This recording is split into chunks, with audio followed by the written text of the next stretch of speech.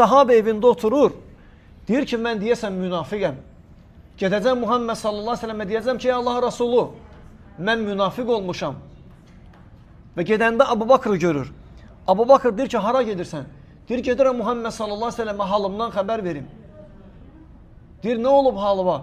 Deyir, mən Muhammed sallallahu aleyhi ve sellemin yanında olanda, o bizə Allahdan danışır, dini öyrədir, imanımız artır və biz Allaha daha çox yaxın hiss edirik özümüzü. Lakin evə gəlirik, ailə, uşaq, ticarət, başımız qarışır, elə bilirik bizdə iman yoxdur. Abu Bakr deyir ki, deyəsən mən də münafiq olmuşam. Gedəcəm Muhammed sallallahu aleyhi ve sellemə deyəcəm ki, Allah Resulü, mən münafiq olmuşam. Və gedəndə Abu Bakrı görür. Abu Bakr deyir ki, hara gedirsən? Deyir, gedirəm Muhammed sallallahu aleyhi ve sellemə halımdan xəbər verim. Deyir, nə olub halıma?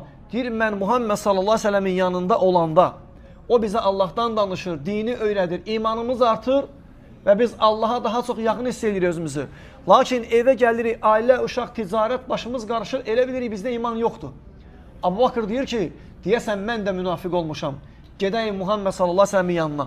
Gəlirlər və Muhammed sallallahu aleyhi ve selleme halı başa salandan sonra Muhammed sallallahu aleyhi ve sellem deyir ki, əgər sizin imanınız daim eyni səviyyədə qalsaydı, Allahın mələkləri yollarda sizlə əllə görüşərdilər.